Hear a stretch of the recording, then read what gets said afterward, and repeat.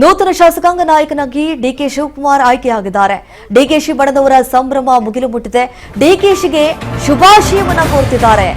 ನಿಯೋಜಿತ ಸಿಎಂ ಡಿಕೆಶಿಗೆ ಶುಭ ಕೋರಿದ್ದಾರೆ ಶಿವಗಂಗಾ ಬಸವರಾಜ್. ಡಿಕೆ ಶಿವಕುಮಾರ್ಗೆ ಶಾಸಕ ಬಸವರಾಜ್ ಶಿವಗಂಗಾ ಶುಭಾಶಯವನ್ನ ತಿಳಿಸಿದ್ದಾರೆ.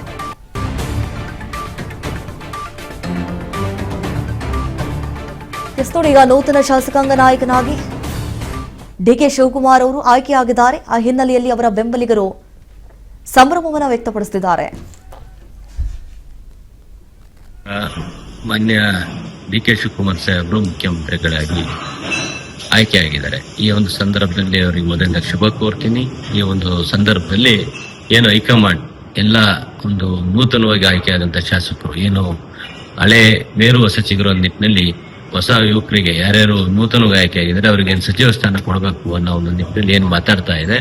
ಆ ನಿಟ್ಟಿನಲ್ಲಿ ನಾವು ಈ ಬಾರಿ ಸುಮಾರು 5ರಿಂದ 8 ಜನ ಹೊಸದಾಗಿ ಆಯ್ಕೆಯಾಗಿರುವಂತಹ ಶಾಸಕರುಗಳಿಗೆ ಅವಕಾಶ ಕೊಡಬೇಕು ಅಂತ ಹೈಕಮಾಂಡ್ ಹಾಗೂ ಮಾನ್ಯ ಮುಖ್ಯಮಂತ್ರಿಗಳಾದ ಡಿಕೆ ಶಿವಕುಮಾರ್ ಸಾಹೇಬರು ಮನವಿ ಮಾಡ್ತಾ, ಅದೇ ರೀತಿ ನಮ್ಮ ಚನ್ನಗಿರಿ ವಿಧಾನಸಭಾ ಕ್ಷೇತ್ರ ವ್ಯಾಪ್ತಿಯಲ್ಲಿ ಸುಮಾರು ತಾವೆಲ್ಲ ನೋಡಿದಂತೆ JH ಪಾಟೀಲ್ ಮಾಜಿ ಮುಖ್ಯಮಂತ್ರಿಗಳ ನಂತರ ಇಲ್ಲಿವರೆಗೆ ಯಾವುದೇ ರೀತಿಯ ಸಚಿವ ಸ್ಥಾನದ ಒಂದು ಅವಕಾಶ ಸಿಕ್ಕಿಲ್ಲ. ಯಾವುದೇ ಪಕ್ಷದಿಂದ ಸಿಕ್ಕಿಲ್ಲ, ಬಿಜೆಪಿ ಇರ್ಬೋದು, ಕಾಂಗ್ರೆಸ್ ಇರ್ಬೋದು.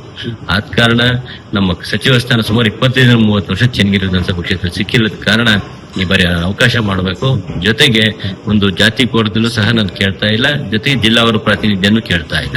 ನಾನೇನಪ್ಪ ಮನವಿ ಮಾಡೋದು ಹೈಕಮಾಂಡ್ ಅಲ್ಲಿ ಅಂದ್ರೆ, ರೈತಪರ ಹಿನ್ನೆಲೆ, ರೈತಪರ ಸಂಘಟನೆಯಿಂದ ನಾನು ಇವತ್ತೇನು ಮೇಲ್ ಬಂದಿದ್ದೀನಿ. ರೈತಪರ ಹೋರಾಟಕ್ಕೆ ನಾನೇನು ಈ ಹಿಂದೆ ಪಕ್ಷದ ಒಂದು ಕೆಲಸ ಕಾರ್ಯಗಳು ಮಾಡಿದ್ದೀನಿ.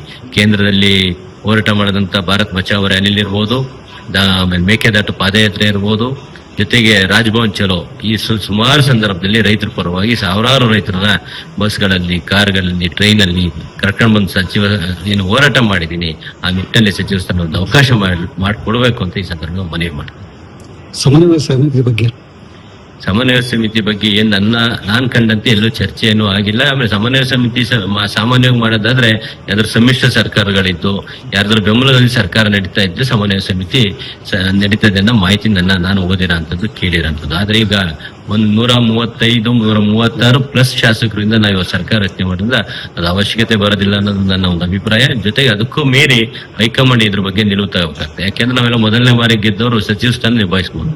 ಹೈಕಮಾಂಡ್ ಇಂತ ಎಲ್ಲ ತೀರ್ಮಾನ ತಗೊಳುತ್ತೆ ಅನ್ನೋದು ನನ್ನ ಅಭಿಪ್ರಾಯ. ನೋಡಿ, ಈಗ ಮೊದಲ ಹಂತದಲ್ಲಿ ಯಾರನ್ನೆಲ್ಲ ಆಯ್ಕೆ ಮಾಡ್ತಾರೆ, ಈಗಾಗಲೇ ನಾಳೆ ನೋಡಿ ಡಿಕೆ ಶಿವಕುಮಾರ್ ಅವರು ದೆಹಲಿಗೆ ಪ್ರಯಾಣವನ್ನು ಬೆಳೆಸ್ತಿದ್ದಾರೆ. ಈ ಸಂದರ್ಭದಲ್ಲಿ ಏನೆಲ್ಲ ಮಾತುಕತೆ ಆಗತ್ತೆ, ಒಂದು ಕಡೆ ಪ್ರಮಾಣ ವಚನವನ್ನ ಸ್ವೀಕರಿಸಲಿದ್ದಾರೆ. ಹಾಗಾಗಿ ಅವತ್ತು ಬರಲೇಬೇಕು ಅಂತ ಹೇಳಿ ಇನ್ವಿಟೇಷನ್ ಕೊಡೋದಕ್ಕಂತ ಹೇಳಿ ಹೋಗ್ತಾ ಇದ್ದಾರೆ. ಸೊ ಆ ಸಂದರ್ಭದಲ್ಲಿ ಮಾತುಕತೆಯನ್ನ ನಡೆಸುವಂತಹ ಸಾಧ್ಯತೆ ಇದೆ. ಈಗ ಅಧಿಕೃತವಾಗಿ ಅನೌನ್ಸ್ಮೆಂಟ್ ಆಯಿತು ನೆನೆ CLP ಸಭೆಯಲ್ಲಿ, ನೂತನ ಮುಖ್ಯಮಂತ್ರಿ ಡಿಕೆ ಶಿವಕುಮಾರ್ ಅಂತ ಹೇಳಿ. ಈಗ ಕೆಲವೊಂದಿಷ್ಟು ಶಾಸಕರುಗಳು ಲಾಬಿ ಮಾಡ್ತಾ ಇದ್ದಾರೆ ಸಚಿವ ಸ್ಥಾನಕ್ಕಾಗಿ. ಯಾರಿಗೆ ಒಲಿಯತ್ತೆ ಭಾಗ್ಯ? ಯಾಕಂತಂದ್ರೆ ಒಂದೇ ಒಂದು ಕ್ಷೇತ್ರದಲ್ಲಿ 3 ಜನ ಲಾಬಿ ಮಾಡ್ತಾ ಇದ್ರೆ ಯಾರಿಗೆ ಕೊಡಬೇಕು, ಯಾರಿಗೆ ಬಿಡಬೇಕು?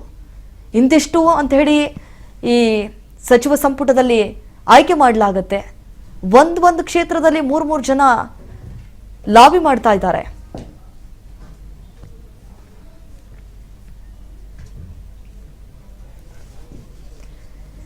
ಒಂದು ಕಡೆ ಡಿಕೆ ಶಿವಕುಮಾರ್ ಅವರ ಬಣದವರ ಸಂಭ್ರಮ. ಯಾಕಂತಂದ್ರೆ ಈ ಹಿಂದೆ ಯಾವ ರೀತಿ ಮನವೊಲಿಸುವಂತಹ ಪ್ರಯತ್ನ ಮಾಡಿದ್ರು ಅಂತ ಹೇಳಿ ಗೊತ್ತಿದೆ. 2.5 ವರ್ಷ ಸಿದ್ದರಾಮಯ್ಯ ಅವರು ತಮ್ಮ ಆಡಳಿತವನ್ನ ನಡೆಸಿದರೆ ಇನ್ನುಳಿದಂತಹ 2.5 ವರ್ಷ ಡಿಕೆ ಶಿವಕುಮಾರ್ ಅವರಿಗೆ ಬಿಟ್ಕೊಡಬೇಕು. ಈ ಹಿಂದೆ ಮಾಧ್ಯಮದವರ ಮುಂದೆ ಯಾವ ರೀತಿ ಹೇಳಿಕೆಗಳನ್ನ ಕೊಡ್ತಾ ಇದ್ರು ನೇರಾನೇರವಾಗಿ, ಇದಕ್ಕೆ ಹೈಕಮಾಂಡ್ ನಾಯಕರು ಯಾವ ರೀತಿ ಬ್ರೇಕ್ ಹಾಕಿದ್ರು ಅದೆಲ್ಲವೂ ಕೂಡ ಗೊತ್ತಿದೆ. ಅಂದ ಹಾಗೆ ಎಲ್ಲ ಒಂದು ಕಡೆ ಅನ್ಕೊಂಡಿದ್ರು ಡಿಕೆ ಶಿವಕುಮಾರ್ ಅವರ ಕನಸಾಗಿ ಉಳಿದು ಬಿಡುತ್ತಾ ಅಂತ ಹೇಳಿ. ಆದ್ರೆ ಖಂಡಿತವಾಗ್ಲೂ ಆ ರೀತಿಯಾಗಿ ಆಗ್ಲಿಲ್ಲ, ನನಸಾಯಿತು. ಆ ಒಂದು ಕಾರಣದಿಂದಾಗಿ ಈಗ ಡಿಕೆ ಶಿವಕುಮಾರ್ ಅವರ ಬಣದಲ್ಲಿ ಸಂತಸ ಕೂಡ ವ್ಯಕ್ತವಾಗಿದೆ.